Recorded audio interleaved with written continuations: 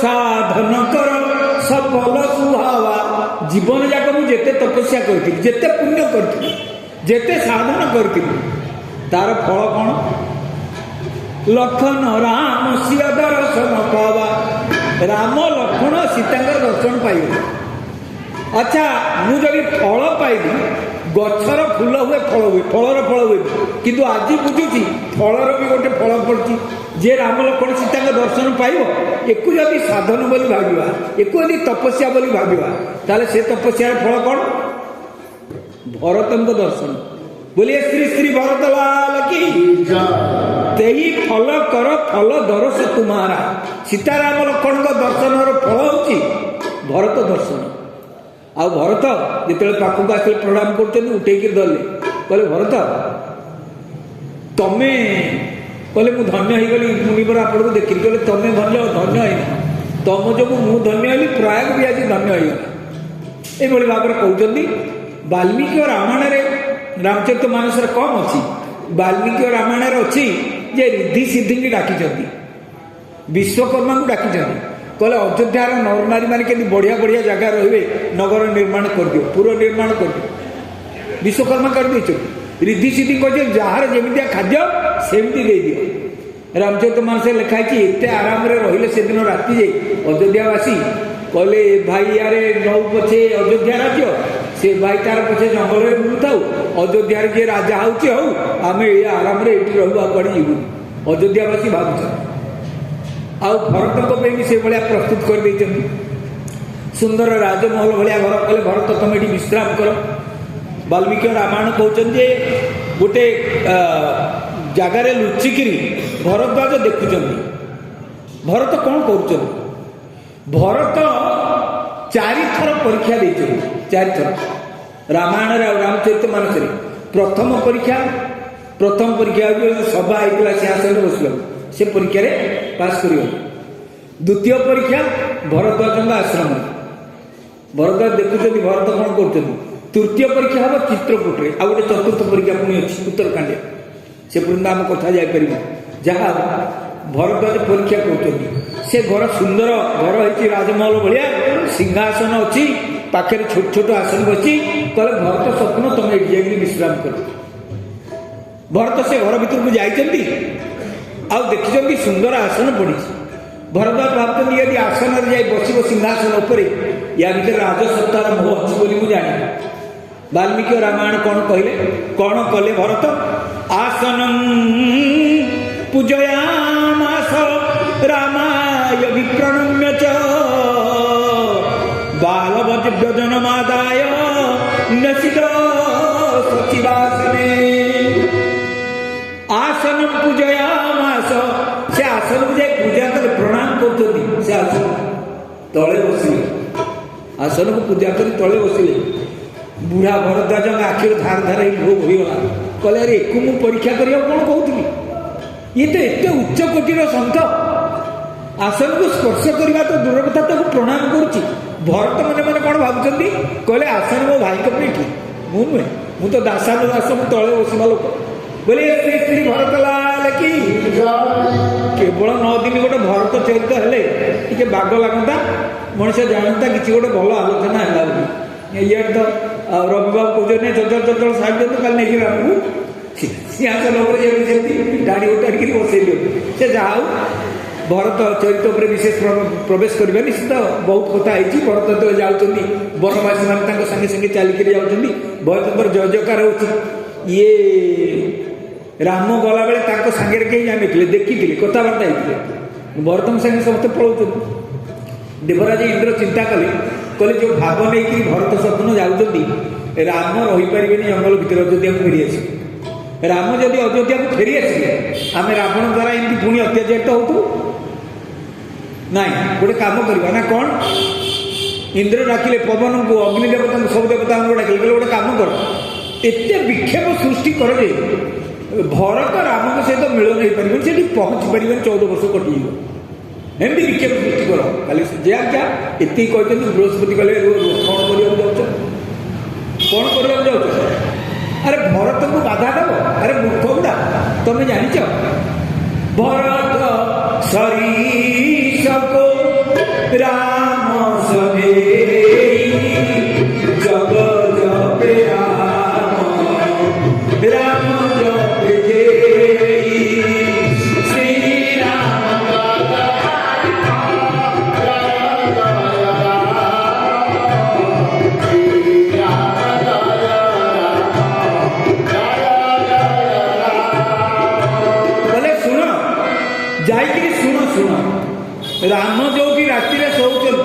संसार लोक मैंने मुक्ति पाइबा रक्षा पाइबा राम राम राम राम जप करती। राम जो शोचन जाई सुन राम कौन जप करती?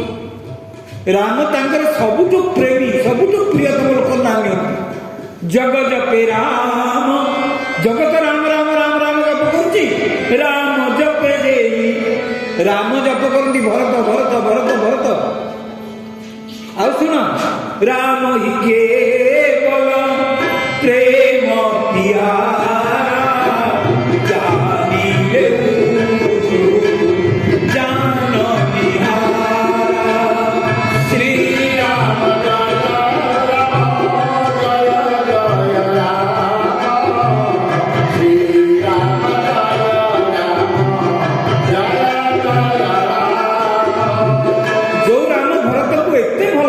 तुम विक्षेप सृष्टि कले राम कोपानल जलुव देवता गुड़ा तुम जली पड़ी पाउंस हो स्वर्ग भी ध्वंस हो। रामर स्वभाव है कौन? राम ही केवल प्रेम प्यारा से प्रेमी मान को भल पाती प्रेम को भल पाती। तुम राम को प्रेम कर तुम कौन भरत सहित शत्रुता करी राम तो सन्तुष्ट हे कहले आज्ञा ताले कौन करू कहले साहाଯ୍य कर भरत साहाଯ୍य कौन कले कहले कौन करी कंटा फंटा सब लुचे पवन देव को कहले इंद्र कहले मृदुमंद मलय पवन को जमी देहरु अयोध्यावासी झाड़ बाहर इंद्र कहले कहले शुण बादल माने छाई कर खरा क्या पड़ वृक्ष मान को आदेश दे कहले पुष्पित हो जा पल्लवित हो जा गचर फल सब सुमिष्ट फल भर्ती हो जाओ भरत लोक मैंने आनंद जाए। राम गला बेलू जंगल में प्रतिकूलता था भरत गला बेलू जंगल में अनुकूलता सृष्टि एमती एमती पहुँचती केते कथा ता भितर अच्छी कौन कौन भरत छाड़िकी जाए न कहले भी भरत कथा पूर्ण हो। प्रयागराज जो संकल्प कले भरत आपन सब जी प्रयाग जाइए तीर्थ करी पिंडदान करेंगे जानते संकल्प कले जो विष्णु विष्णु विष्णु अध्ययन विशिष्ट भूप्रदेश अमुक मासे अमुक पक्षे मंत्र बोलले पूरे अच्छा मंत्र बोली सारा पर जिते बड़े भरत को कहले संकल्प कर तुम मन भितर कौन अच्छी कहले संकल्प कले मत कौन मिल कहले 4टा पुरुषार्थ मिल गोटे 2टा 3टा 4टा जहाँ जी खोज मिल गोटे दरकार हेल्ले मिल 2टा तुम तो बड़ भक्त ना 3टा मिल 4टा मिल कहले कौन कौन से जिन 4टा कहले धर्म अर्थ काम मुख्य ए गोटे दरकार कि 2टा दरकार कि 3टा दरकार 4टा कह संकल्प से कर भरत कहले संकल्प तुम करें एटा मोर दरकार नहीं धर्म अर्थ न काम रुचि गति न चाहूँ निर्वाण जन्म जन्म राम पद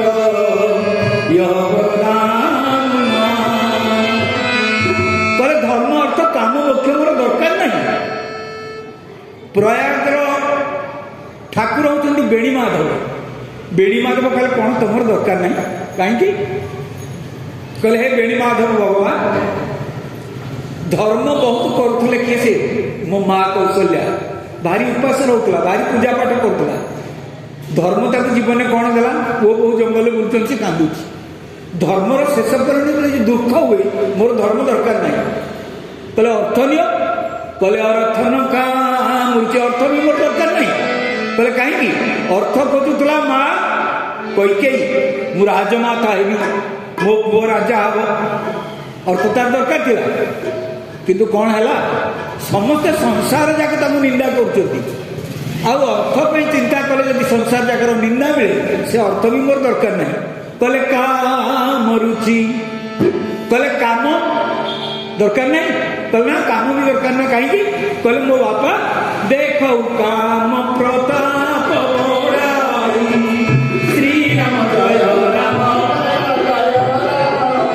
गोटे रात काम परवश मो माँ पाखक मो बापा जाइए अब काम काम उत्तेजक शब्द माँ को संबोधन करदे कौन कही गजगामिनी निज को पकर कारण मोई सुना सुमुखी सुलोचनी पिक बयनी एते काम परवश मो वृद्ध बापा हो गले जे मो माँ को कहले वृद्धा माँ को कहले ସୁମୁଖୀ ଆରେ ବୁଢ଼ୀଟା ମୁହଁଟା ସୁମୁଖ କିନ୍ତୁ ଏ ତ ଚମଡ଼ା ଲୋଚା ଲୋଚା ହେଇଥିବ ହବ ଯେତେ ପାଉଡର ମାରିଲେ 80 ବର୍ଷ 70 ବର୍ଷରେ ସୁମୁଖ ହବ ସୁମୁଖୀ ସୁଲୋଚନୀ ଆଚ୍ଛା ବୁଢ଼ା ବୁଢ଼ିଆଙ୍କ ଆଖିକି ଭଲ ଦିଶିବନି ଆଖିରେ ପରଳ ମାଡ଼ି ଯାଇଥିବ ତାକୁ ତ ଆଖି ଗୁଡ଼ା ଭାରି ସୁନ୍ଦର ମିଛ କଥା ଇଏ ନୁହେଁ ପିକ ବୟନୀ କଣ୍ଠରୁ କେମିତି କୋକଳ ଭଳିଆ କଥା ବାହାରିବ ଏଭଳିଆ ଯେ ପ୍ରଶଂସା କରୁଛି ମିଛ କାମ ପର୍ବ ସେଇଠି ସୁମୁଖୀ ସୁଲୋଚନୀ ପିକ ବୟନୀ ଗଜଗାମିନୀ ଚତୁର୍ଥ ସମ୍ବୋଧନ ମାଆକୁ କରିଥିଲେ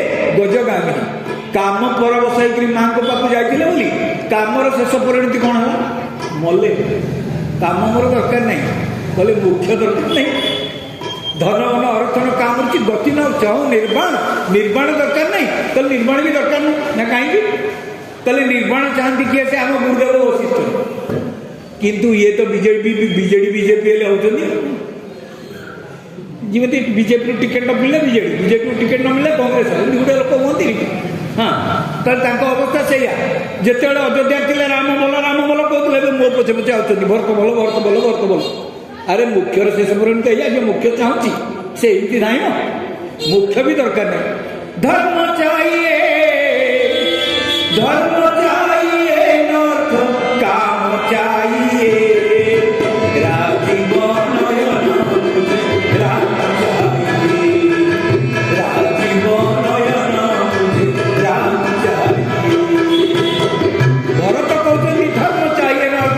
ଚାହିଏ राजीव नयन करे दरकार कौन कले राजीव नयन बुझे राम चाहिए आ गोस्वामी कौन कले भरत को कौन दरकार कले जन्म रति राम पद यह वरदान जन्म जन्मांतर पे राम का पाद पद्म रे मोर रति दिबो ए जन्म तो कटि जिवो ए जन्म रे भाई आइते डाकी पार ताको ए जन्म आगामी जन्म रे को जन्म पाइबी काले डाकी पारिबिनी तेणु यही बर दिवस जे जन्म जन्मांतर राम को पाद बंधन को रखिथिब बोलिए भगवान की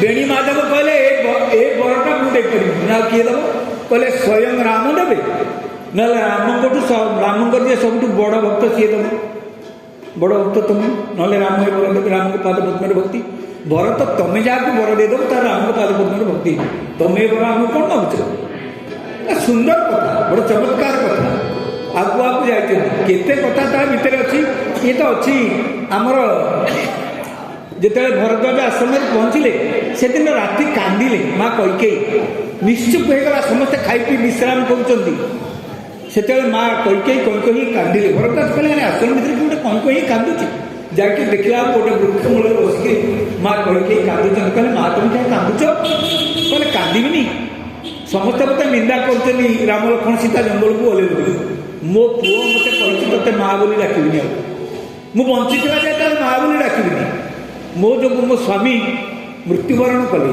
मो जो मो जो राणी मैंने समस्त वैद्यक जंत्रणा भोग कर मो जो प्रजा गुड़ा एत कष्ट भोग कर कांदीबी तो कांदीब किए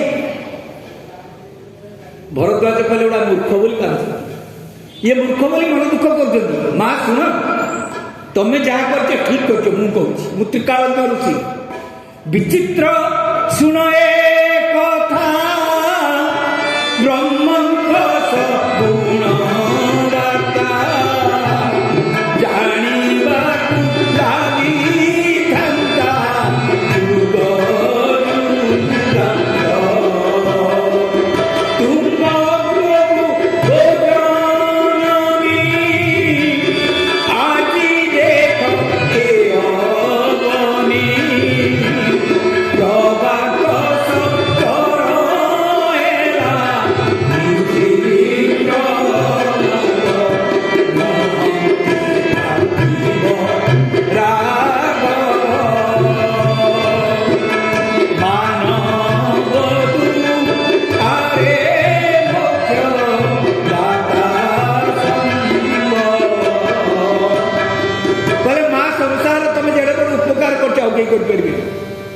राम हूँ पार्थिव राघव ये राम कौन मनीष ये आसते कौन सिंहासन में बसी 56 भोग खाई राज्य शासन करने करने से जो उद्देश्य आसते आपण उद्देश्य पूर्ण कर ଯୁଗ ଯୁଗରୁ ମୁନିମାନେ ମୁନି ଋଷିମାନେ ତପସ୍ୟା କରୁଛନ୍ତି ତାଙ୍କ ଦର୍ଶନ ପାଇବା ପାଇଁ। ସବରି ଚାହିଁକିରି ବସି ରାମ ଆସିବେ ଗୁରୁ କହିଛନ୍ତି। ରାବଣ ମରିବ, ରାବଣ ବଧ ହେବ ରାମଙ୍କ ହାତରେ। ସବୁ କାମ ତମେ ତ କରିଦେଲ। ସୁଗମ ସତ୍ତର ହେଲା ନିଶ୍ଚିତ ପ୍ରଭାତ। ଆମ ପରେ ମୋ ପାଖକୁ ରାମଙ୍କୁ ତମେ ପଠେଇଦେଲ। ମୋ ବାଟେ ରାମ ଗଲେ, ମୁଁ ତ ରାମଙ୍କ ଦର୍ଶନ ପାଇପାରୁନଥିଲି। ମୁନି ଋଷିଙ୍କର ଉପକାର କରିଛ, ବନବାସୀଙ୍କର ଉପକାର କରିଛ, ରାବଣର ଉପକାର କରିଛ, ସବରୀର ଉପକାର କରିଛ। ଏତେ କାମ ତମେ କଲା ପରେ ଲୋକମାନେ ତମକୁ ନିନ୍ଦା କରୁଛନ୍ତି। ଧରାମାର ଖଣ୍ଡିବାକୁ ଦୁଷ୍ଟ ମନେ ଦଣ୍ଡିବାକୁ ଉପତରେ ନାରାୟଣ ଆସନ୍ତି। ଧରାମାର ଖଣ୍ଡନ କରିବା ପାଇଁ, ଦୁଷ୍ଟମାନଙ୍କୁ ନାଶ କରିବା ପାଇଁ ଗୁପ୍ତରେ ଭଗବାନ ଅବତରିତ ହୋଇ ଆସୁଛନ୍ତି। ଇଏ ଗୁପ୍ତରେ ଭଗବାନ ଏଇ ଅବତରିତ ହୋଇ ଆସିଛନ୍ତି। ତମେ ଭଗବତ କାର୍ଯ୍ୟରେ ସାହାଯ୍ୟ କରୁଛ, ତମେ କାନ୍ଦୁଛ ଏତେ ଉପକାର କରିକିରି। ଏ ମୂର୍ଖମାନେ ତମକୁ ନିନ୍ଦା କରୁଛନ୍ତି। ଜାଣିବା ଲୋକ କେହି ନିନ୍ଦା କରିବେନି। ଯେ ରାମକୁ ଚିହ୍ନିଛି, ରାମ ଭଗବାନ ବୋଲି ଜାଣିଛି, ସେ ନିନ୍ଦା କରିବ। କେତେ କଥା ତା ଭିତରେ ଅଛି। ଯାହା ହଉ ଆଗକୁ ଆଗକୁ ଯାଇଛନ୍ତି। ଆଉ ପହଞ୍ଚିଛନ୍ତି। ଯେତେବେଳେ ଚିତ୍ରକୂଟ ପାଖରେ ପହଞ୍ଚିଛନ୍ତି ସେତେବେଳେ ଏ ଯେଉଁ ଘୋଡ଼ା ହାତୀମାନେ ଯାଉଛନ୍ତି, ଧୂଳି ଆକାଶରେ ଉଡ଼ୁଛି। ବନବାସୀମାନେ ଦୌଡ଼ି ଦୌଡ଼ିକିରି ଆସି କହୁଛନ୍ତି ରାମ ଲକ୍ଷ୍ମଣ ବସିଛନ୍ତି ତାଙ୍କ କୁଟୀରରେ, ସତ୍ସଙ୍ଗ ଚାଲିଛି, ମୁନି ଋଷିମାନେ ଅଛନ୍ତି। କହିଲେ ଆଜ୍ଞା ଘୋଡ଼ା ହାତୀ ଗୁଡ଼ା ସବୁ ଦୌଡ଼ିକିରି ଆସୁଛନ୍ତି। ବନ୍ୟଜନ୍ତୁ ଗୁଡ଼ା ଡରିକିରି ଧାଇଁକିରି ପଳାଉଛନ୍ତି ଘୋଡ଼ା ହାତୀକୁ ଦେଖିରି, ସୈନିକମାନଙ୍କୁ ଦେଖିରି। ରାମ କହିଲେ କ'ଣ ହେଲା? ଗୋଟେ ଶାଳୁଆ ଗଛ ଥିଲା ସେଠି, ବିରାଟ ଶାଳ ଗଛ। କହିଲେ ଆରେ ଲକ୍ଷ୍ମଣ ଉପରକୁ ଚଢ଼ିକି ଦେଖିଲୁ କୋଉଠୁ ଆସୁଛନ୍ତି ସୈନ୍ୟ ସାମନ୍ତ ସବୁ। ଲକ୍ଷ୍ମଣ ଦେଖିକି ଯେତେବେଳେ ଶାଳ ଗଛ ଉପରକୁ ଚଢ଼ିଲେ କହିଲେ ଭାଇ ଚତୁରଙ୍ଗିଣୀ ସେନା ଆସୁଛନ୍ତି। ଆଉ ମୁଁ ଦେଖିପାରୁଛି ସେଥିରେ ଆମ ଅଯୋଧ୍ୟାର ପତାକା ଲାଗିଛି। ଏଥିରୁ ମୁଁ ନିଶ୍ଚିତ ହେଲି ଆମେ ଏକୁଟିଆ ଏଠି ଅଛି ଭାବିକିରି ଚତୁରଙ୍ଗିଣୀ ସେନା ଧରି ଭରତ ଶତ୍ରୁଘ୍ନ ଆସୁଛନ୍ତି ଆମକୁ ମାରିକି ରାଜ୍ୟ ଶାସନ କରିବେ ବୋଲି। ମୁଁ ଗଛ ଉପରେ ଥାଇ ପ୍ରତିଜ୍ଞା କଲି। କହିଲେ ମୋ ଧନୁ ଛୁଇଁ ମୁଁ ଶପଥ କରୁଛି ମୁଁ ବଞ୍ଚିଥିବା ଯେ ଆପଣଙ୍କ ପାଖରେ ତାଙ୍କୁ ପ୍ରବେଶ କରିଦେବି। ମୁଁ ସମସ୍ତଙ୍କୁ ହତ୍ୟା କରିଦେବି। ମୁଁ ଚତୁରଙ୍ଗିଣୀ ସେନାକୁ ମାରିବି। ମୁଁ ଭରତ ଶତ୍ରୁଘ୍ନଙ୍କୁ ମାରିବି। ବିରାଟ ପ୍ରତିଜ୍ଞା ଏମିତି କରିଦେଲେ। ଭଗବାନ ରାମ କହିଲେ ତଳକୁ ଆସ। ରାମଚରିତ ମାନସ ଟିକେ ସଂକ୍ଷେପରେ ଅଛି। ବାଲ୍ମୀକି ରାମାୟଣ ବିସ୍ତାରିତ ଭାବରେ ଅଛି। ଭଗବାନ ରାମ ପଚାରୁଛନ୍ତି, କହିଲେ ତୁ ଯେଉଁ କଥା କହିଲୁ ଆଜି ଯାଏ ବହୁତ ଟାଣ କଥା ତୁ କହିଥିଲୁ, ମୋତେ ବାଧିନଥିଲା। ଆଜି ଭାରି ବାଧୁଛି ତୋ କଥା ଆଜି ମୋତେ ଭାରି ବାଧୁଛି। ୟା ପୂର୍ବରୁ ତୁ ସଭାରେ ଜନକଙ୍କୁ ଗାଳି ଦେଇଥିଲୁ, ମୁଁ କିଛି କହିନଥିଲି। ମୋ ବାପାଙ୍କୁ ଗାଳି ଦେଇଥିଲୁ, ଦଶରଥ। କ'ଣ କହିଥିଲୁ? କହିଲେ ଆପଣ କାହିଁକି ତାଙ୍କ କଥା ଶୁଣି ଜଙ୍ଗଲକୁ ଯିବେ? ଆପଣ ଖଡ଼କ ଧରନ୍ତୁ, ରାଜାଙ୍କୁ ବନ୍ଦୀ କରନ୍ତୁ, ରାଜ୍ୟ ଶାସନ କରନ୍ତୁ କହିଥିଲୁ। ମୋ ବାପାଙ୍କୁ ଅପମାନ ଦେଇଥିଲୁ, ମୁଁ ସହିଥିଲି। ଆଜି କିନ୍ତୁ ତୁ ଯାହା କହିଲୁ ମୁଁ ସହିପାରୁନି। ତା କାରଣ ମୋ ଭରତ ଏଡ଼େ ସରଳ, ତୁ ତାକୁ ଏଭଳି କହିପାରିଲୁ? ଭାବିଲୁ ଭରତର ବ୍ୟବହାର ତୁ କେଉଁ ଦିନ ଦେଖିଛୁ ରାଜ୍ୟ ପ୍ରତି ତାର ମମତା ଅଛି ବୋଲି କହିଲୁ? କହ। ଯଦି ତା ବ୍ୟବହାରରେ ଆଦୌ ତ୍ରୁଟି ଦେଖୁନୁ, ଆଜି କେମିତି ଭାବୁଛୁ ସେମାନେ ଆମକୁ ମାରିବାକୁ ଆସୁଛନ୍ତି ବୋଲି? ମୋ ଭରତ ଉପରେ ତୁ ଯେଉଁ ସନ୍ଦେହ କଲୁ ମୋ ମନ ବଡ଼ ଦୁଃଖ ହେଇଗଲା। ଆଉ ଲକ୍ଷ୍ମଣ, ମୁଁ ଏବେ ଜାଣୁଛି ତୋର ବୋଧେ ରାଜା ହେବାକୁ ଇଚ୍ଛା ଅଛି। ଠିକ୍ ଅଛି, ଚିନ୍ତା କରିବି। ଭରତ ଶତ୍ରୁଘ୍ନ ଏଠି ଆସିଲେ ମୁଁ କହିଦେବି ତୋତେ ଅଯୋଧ୍ୟାର ରାଜ ସିଂହାସନ ସେ ଛାଡ଼ିଦେବେ। ଭରତ ଶତ୍ରୁଘ୍ନ ଜଙ୍ଗଲ ମୋ ପାଖରେ ରହିଲେ ତୁ କରିବୁ। ଲକ୍ଷ୍ମଣ ପାଦ ତଳେ ପଡ଼ିଗଲେ ଭାଇଙ୍କର। କହିଲେ ମୁଁ ଆପଣଙ୍କ ସୁରକ୍ଷା ପାଇଁ ଆପଣଙ୍କ ଉପରେ ଯେତେବେଳେ ବିପଦ ଆସୁଛି, ମୁଁ ବାହାରୁଛି ଆଗକୁ, ଆପଣ ମୋତେ କ'ଣ ଭାବୁଛନ୍ତି? ମୋର କ'ଣ ଅଧିକାର ଅଛି? କହିଲେ ନାଇଁ ଠିକ୍ ଅଛି। କହିଲେ ଭାଇ ମୁଁ ଯଦି ଅପରାଧ କରିଦେଇଛି ଭରତଙ୍କ ବିରୁଦ୍ଧରେ କହି ମୋତେ ଦଣ୍ଡ ଦିଅନ୍ତୁ। କହିଲେ ଦଣ୍ଡ ଦେବି ନିଶ୍ଚିତ ଭାବରେ। ଆଗରୁ କ୍ଷମା କରିଛି, ଆଜି ଆଉ କ୍ଷମା କରିବି ନାଇଁ, ଦଣ୍ଡ ଦେବି। ସୀତା କହିଲେ ଇଏ କ'ଣ ଆପଣ ଦଣ୍ଡ ଦେବେ? ମୋ ଶାଶୁ ଯେତେବେଳେ ପଠେଇଥିଲେ ଲକ୍ଷ୍ମଣକୁ ମୋତେ କହିକିରି ପଠେଇଥିଲେ, ପରମ କଲ୍ୟାଣୀ ସୀତା ମୋର ରାମଠୁ ଅଧିକ ଆଦର ଜୀବନ ଧନ ଲକ୍ଷ୍ମଣ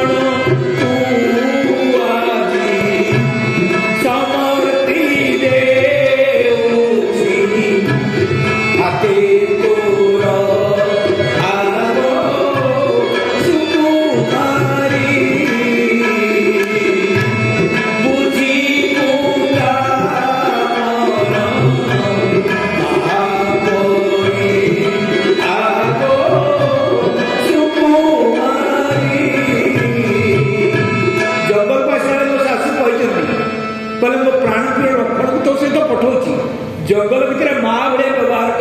पुअर कथा बुझे मो माँ थाऊ थाऊ तमें आज देव लक्ष्मण को दंड लक्ष्मण कहले आप मोटे किसी कहतु मो दंड पाई दिंतु न भगवान राम कहले लक्ष्मण तोते यही दंड को दूसरी तू सान भाई है मत सबुथ कहूँ भावुँ मु सरलिया लोक बोका लोक किसी जानी से परशुराम आगे गाड़ी जनक गाड़ी बापा को अपशब्द कहलु तू भावुँ किसी बुद्धि ना ये चुपचाप रह तू कहू अच्छा सान होली कृष्णा तू मत किसी कहीपर मुझे अभिशाप दूसरी आगामी जन्म आगामी अवतार तुम बड़ भाई हो जिते गाड़ी देव बोलिए भक्तवत्सल भगवान की तेणु कृष्णावतार लक्ष्मण कौन है बलराम यही दंड देले आगामी अवतार बड़ भाई हो लक्ष्मण भाई को पद तले पड़े कहले ना नहीं तो ये भी क्षमा कराई आउ कहले भरत आसु तू न कहला जाए मुझे भरत पाखु जी पुणी सत्संग चलला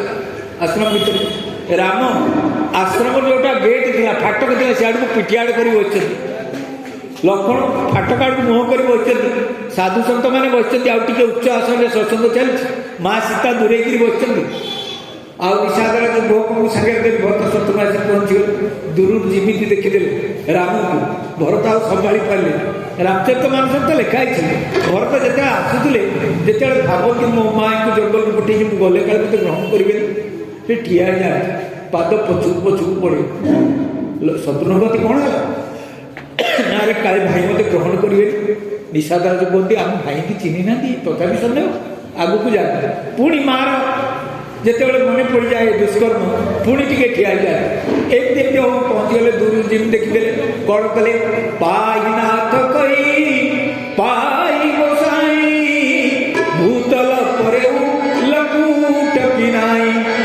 हे प्रभु क्षमा करतु रक्षा करतु बोली भूईरे पड़गले धड़धड़े राम जानिले बड़ कष्ट हो मो भाईटा भूईरे पड़ी किंतु किसी कहूना कहीं लक्ष्मण न कहले मुठिबिनी परा दुमदम कर पड़े राम जाने क्या कष्ट हो उठुना कल कहते लक्ष्मण कहले जिमी लक्ष्मण देखुले दृश्य बचन सपे खन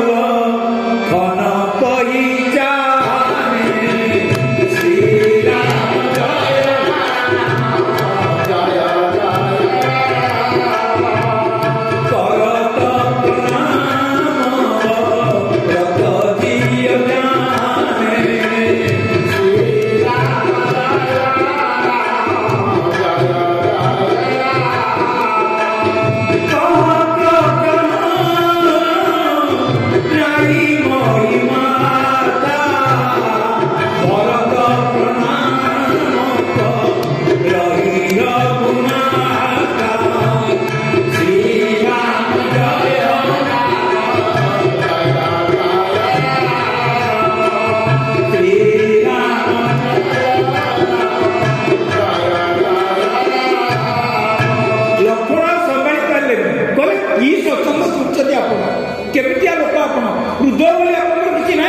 भरत प्रणाम करत भाई भरत केड़े जोरे भूले पड़े आपको प्रणाम कर जानी पाना कि अंतर्जम ठाकुर आप गाड़ी देले कि ठाकुर आप कि अंतर्जम का अंतर कथा जानते मो भाई भरत एड़े जोरे पचाड़ी पड़े आप बसुँच सत्संग कर भगवान राम कौन कल कहला तथर जी उठे राम सुनी प्रेम धीरा कहु पटक निसंग धरु तीरा प्रेम अधीर होकर राम उठिले मो भरत आसी कहीं मो भरत बोली कहते आउ जो कही जाती शरीर गोटे गोटे जिन खसी खसी कहु पट जो गामुछा पड़ा बेकरे उत्तरी खसी पड़ निसंग धनु तीरा धनु पड़ा तुणीर पड़ा तीर पड़ा सर धनु तुणीर सब खसी पड़ा साधु सत मैंने कहती कहीं राम गुड़ा सब पकईदे भगवान राम कहले भाविले मन मन कहले भरत आसला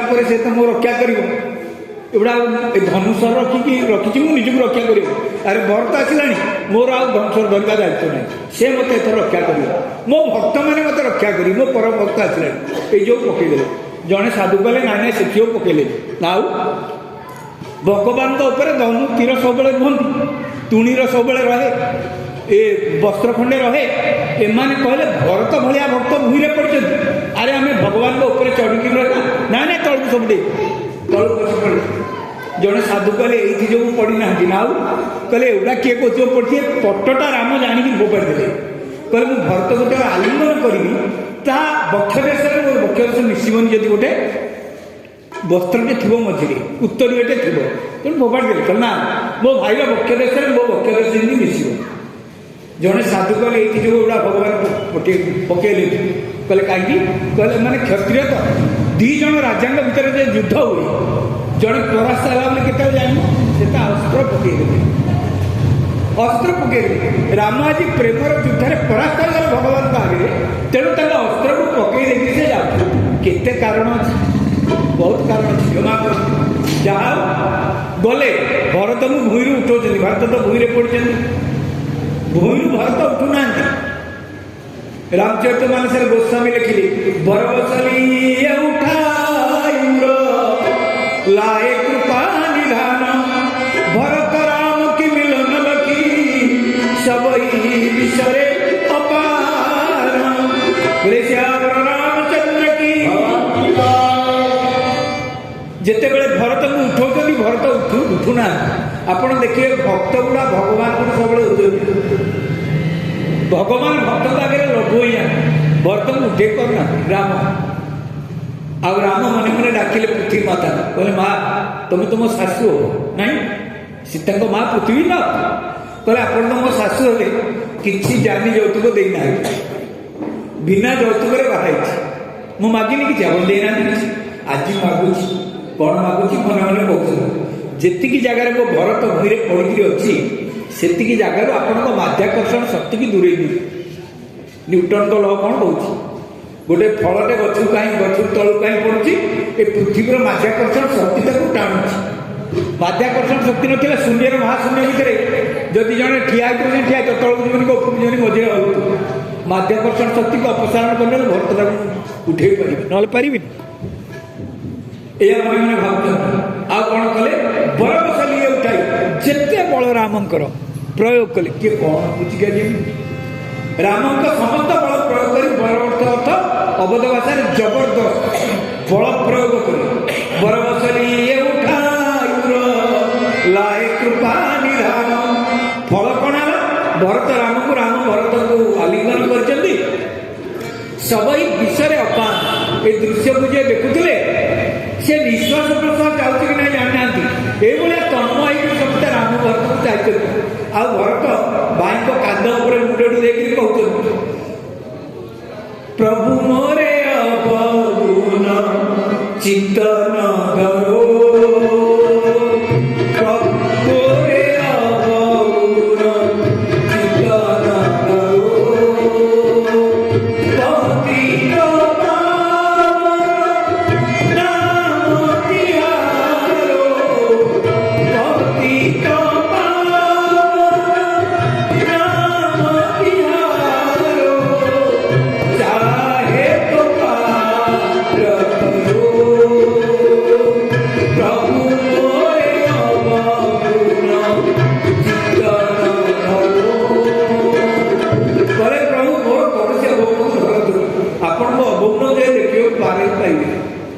ଏଇଭଳିଆ କହୁଛନ୍ତି। ରାମ ଭରତଙ୍କ ମିଳନ ହେଇଛି ତାପରେ ପ୍ରଜାମାନଙ୍କ ସହିତ ମା ମାନଙ୍କ ସହିତ ବଶିଷ୍ଠଙ୍କ ସହିତ ମିଳନ ହେଇଛି। କେତେ ଶିକ୍ଷଣୀୟ କଥା ୟା ଭିତରେ ଅଛି। ରାମ କାହା ପାଖକୁ ଆଗ ଗଲେ ପ୍ରଥମେ ଗଲେ ଧାଇ ଧରେ ଗୁରୁ ଚରଣ ସରୋବର ଦୌଡ଼ିକି ଯାଇ ଗୁରୁଙ୍କ ପାଦ ତଳେ ପଡ଼ିଛନ୍ତି। ତାପରେ ତିନି ମା ଅଛନ୍ତି ତିନି ମା ମାନଙ୍କ କାହା ପାଖକୁ ଯିବେ। ପ୍ରଥମ ରାମ ବେଟି କହିକେ ଶ୍ରୀରାମ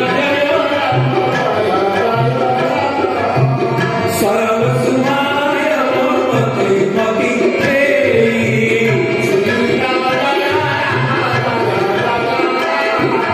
ଆଗ ଗଲେ ମା କୈକେୟୀଙ୍କ ପାଖକୁ। ମନ ଭିତରେ ଈର୍ଷା କପଟ ରାଗ ଦ୍ୱେଷ ନାହିଁ ଏ ଜଙ୍ଗଲକୁ ପଠେଇଛି ବୋଲି ସରଳ ସୁମାୟ ସରଳ ଭାବରେ ଯାଉଛନ୍ତି ଯେମିତି କିଛି ଘଟିନି। ଆଉ ଭଗତୀ ମତି ଫେଇ ଭକ୍ତିର ସହିତ ଯାଉଛନ୍ତି। କ'ଣ କଲେ କୈକେୟୀ ମାଙ୍କ ପାଖକୁ ଯାଇ ପଗ ଧରିକି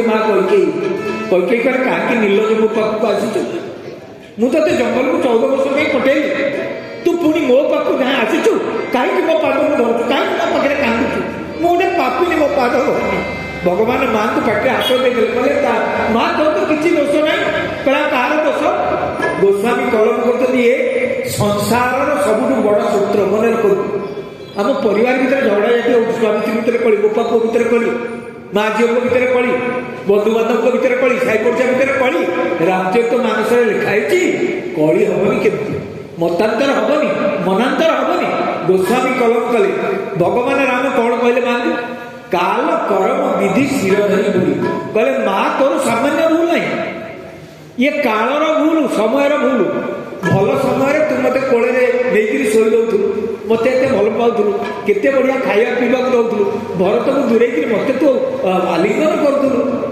से समय से सेमती आम सपक्षे बर्तमान समय से आम समय परिवर्तन हो गला तेणु जंगल को आस तोर दोष कौन समय सब समान रहे आज जे राजेंद्र आसने काली से फकीर कर्म मो कर्म जदि अच्छी जंगल को आस तू कौन रखिपार मो कर्म अच्छी जंगल को आसी तू कहीं कौन दुख कर तृतीय दोष देले क्या विधि विधाता कहले आलो विधाता लेखन के कर विधाता जदि लिखी भाग्य जंगल में ये जाए बुल 14 वर्ष ताकू कहीं अन्यथा करें मुझे जंगल को आस तोर दोष ना दोष कालर समयर दोष मो कर्मर दोष विधाता आम घर कल लगे ये गाड़ी दौसी बोली कहीं कहे अरे ये गोटे खराब समय पड़ी कहीं केमती हो अरे विधाता जब ये दुख आम जीवन में लिखी आम कौन कर आम कर्म जब गोटा भोग करने अच्छी कर्म किए बदल जिते बड़े आम रामचरित मानस सूत्र घरे प्रयोग करवा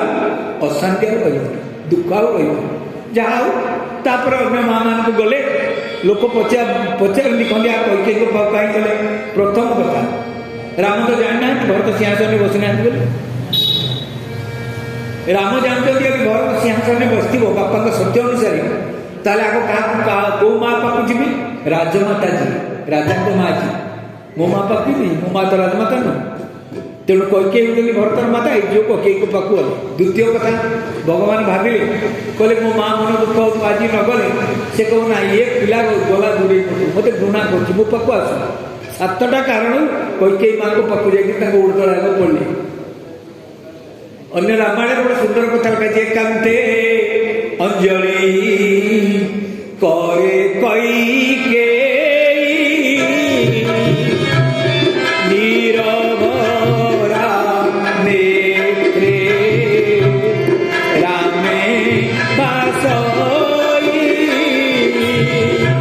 बहुत सुंदर बहुत कथा अच्छी माँ कैकेयी एकांत राम संगे कौन वार्तालाप करते क्षमा करूँ आम आगू आगू जापर जो राम जाने वो ठीक ठाक महाप्राण हो जाए अच्छा 2टा कथा रामचरित मानस अच्छी जे गुरु सब मिलन पर राम जानिले बापा नाती बोली माँ मान को विधवा बेस देखने राम जापारे बापा नाती बोली वशिष्ठ कहवा दरकार पड़ा ये जो सन्देह यार उत्तर अच्छी वाल्मीकि रामायण अच्छी राम भरत मिलन जो तत्क्षणात भरत राम कहीदे राम तेल पचार भाई तो अवस्था कौन एमती जटिल चीर वर्षण अंजलि पतितम भूमि वाल्मीकि रामायण राम बापा को आसला तो भूमि पड़ते भरत कौ भाया गोटे जटिल जटाजुटर भरत चीर वर्षण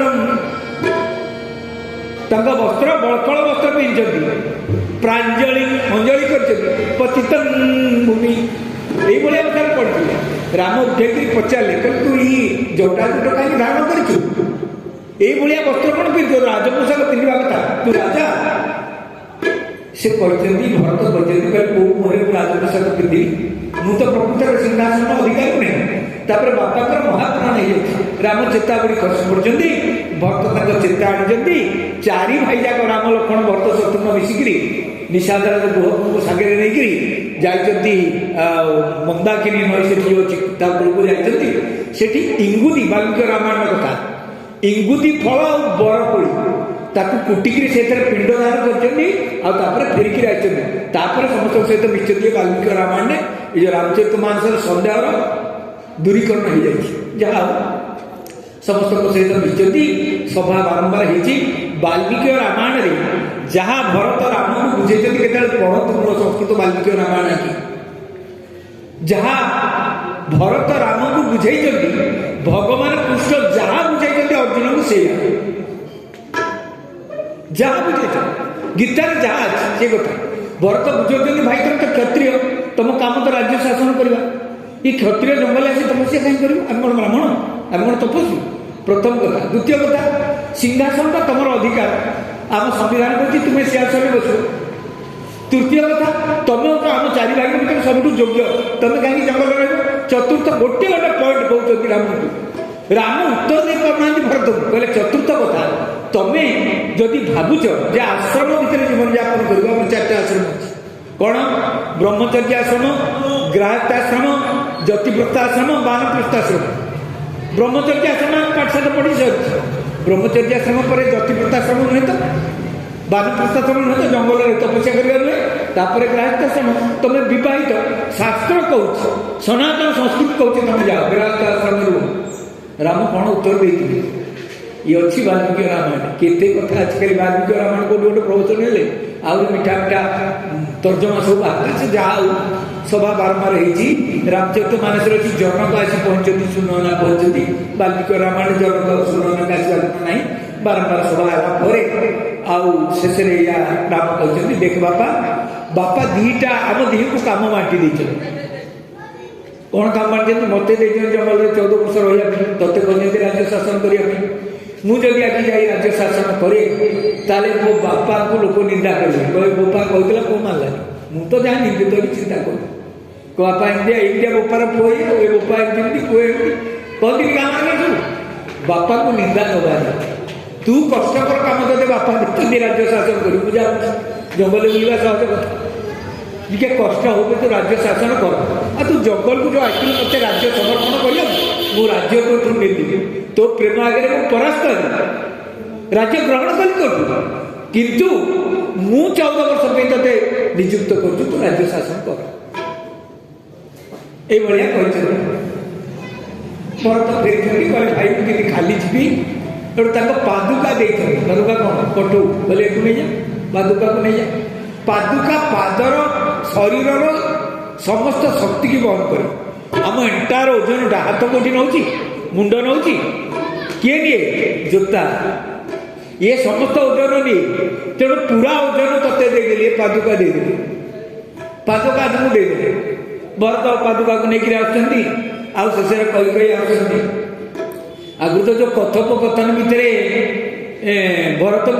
ଭରତ ବାରମ୍ବାର ରାମଙ୍କୁ କହିଛନ୍ତି, କହିଲେ ଭାଇ ପିଲାଦିନେ ଆମେ ଯେତେବେଳେ ରାମଚରିତ ମାନସରେ ବି ଅଛି କଥା, ପିଲାଦିନେ ଆମେ ଯେତେବେଳେ ଖେଳେ ସେତେବେଳେ ତମେ ଆମକୁ ଜିତେଇ ଦିଅ, ନିଜେ ହାର ଆମକୁ ଜିତେଇ ଦିଅ। ମୁଁ ଯାଇ ମା କହିକି ପଚାରେ, ଏ ଭାଇ କିନ୍ତୁ ସବୁବେଳେ ହାରୁଛନ୍ତି, ସବୁବେଳେ ଭାବୁଛନ୍ତି ଆମେ କିନ୍ତୁ ଜିତି ଯାଉଛି। ମା କହିକି ସେତେବେଳେ କହୁଥିଲା, କହିଲା ସେ ତମକୁ ଜିତେଇବା ପାଇଁ ନିଜେ ହାରୁଛି, ଇଏ ଆପଣଙ୍କ ସ୍ୱଭାବ। କିନ୍ତୁ ଆଜି ଆଉ ଆପଣଙ୍କୁ ହାରିବାକୁ ଦେବିନି, ଆଜି ଆପଣ ଜିତିବେ। ମୁଁ ଯୋଉ ଆସିଛି ଆପଣଙ୍କୁ ଜିତେଇକିରି ଅଯୋଧ୍ୟାକୁ ନେଇକିରି ଯିବେ। ଯୋଉ ଆସିଛି ସୁନ୍ଦର କଥା କହୁଛନ୍ତି। ଫେରିଗଲା କହୁଛନ୍ତି, କହିଲେ ପ୍ରଭୁ ଆଉ କିଛି ଜୀବନରେ ଦରକାର ନାହିଁ। ତେରି ୟାଦ କରତେ बीते साँझ सवेरा यूं बीती जाए जीवन मेरा। श्री राम जय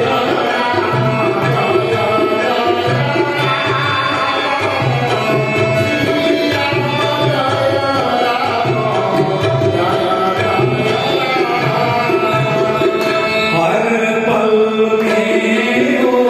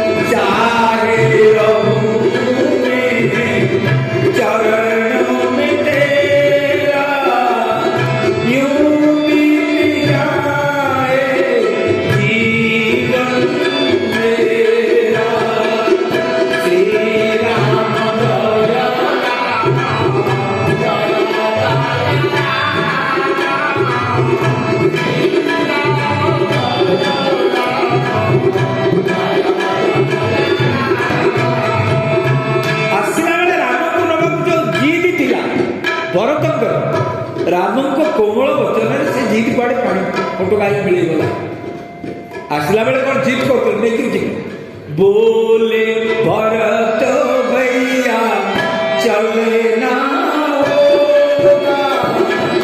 जीवन बिताना राम संग होगा श्री राम